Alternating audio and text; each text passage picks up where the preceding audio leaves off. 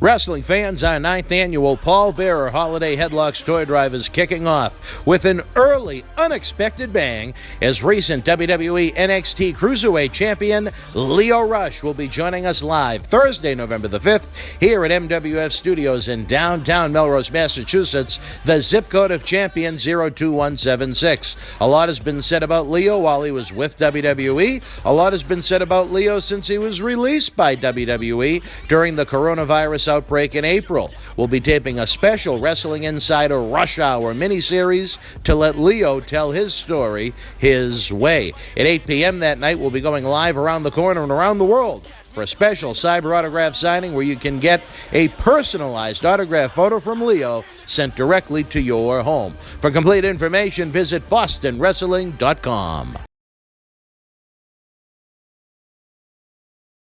Starrcade 83, really, to a lot of folks, the first big event, as we're simulcast on closed circuit around the South.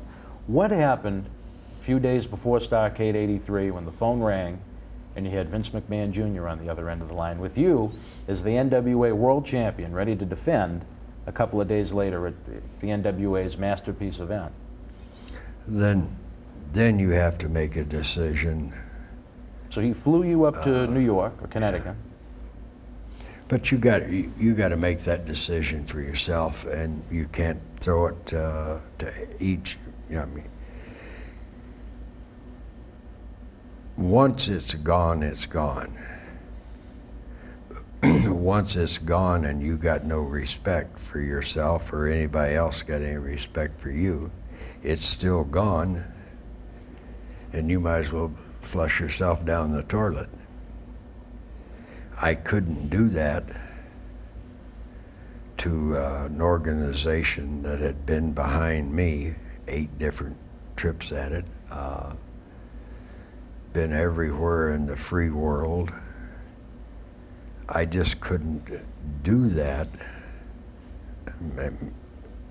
Maybe I was the dumbest guy in the world, but I decided that I would get out of it with the respect that I had already and not get out of it and then have to try to build that respect back up again. Right. And I think by doing it the way I did, that's what eventually allowed Vince to bring me into New York as the king. Looking back on it now, we had Vince McMahon offering you hundreds of thousands of dollars to leave there as NWA champion, go to Madison Square Garden with the belt itself. Still wouldn't change your decision. You'd still go with how you went. Again, it gets back to, I guess, stubbornness or stupidness or whatever.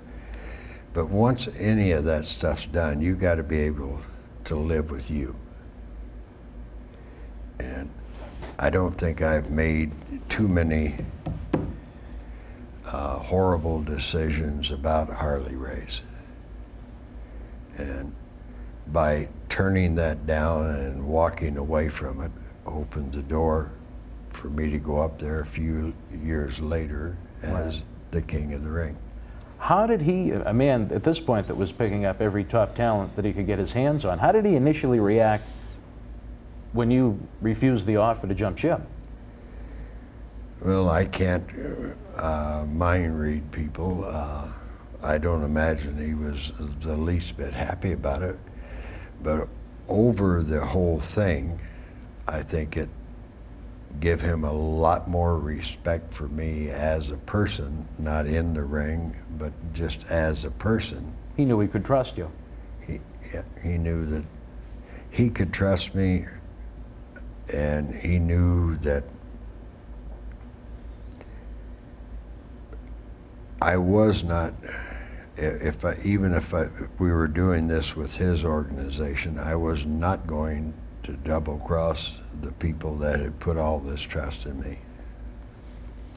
When you get on the flight to go back to Charlotte, are you angry when you show up at the event, thinking about, like, you know, this could be just about a year's salary to me that I just left on the table up in New York.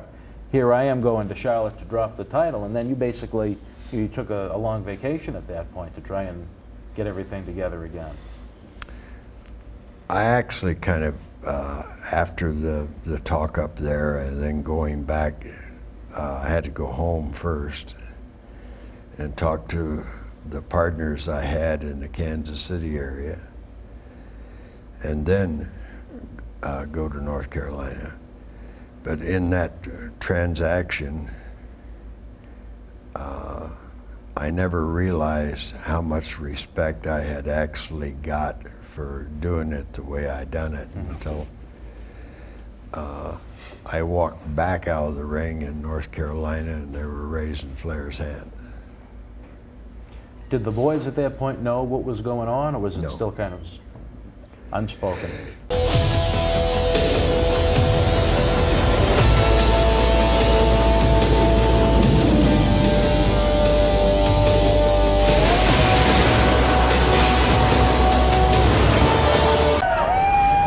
This is Mick Foley. This is Harley Race. This is Shelton Benjamin. This is Mr. Wonderful Paul Orndorff. This is the Monster Abyss. This is Daniel Bryan. This is JBL, and you're watching the MWF. Be there live.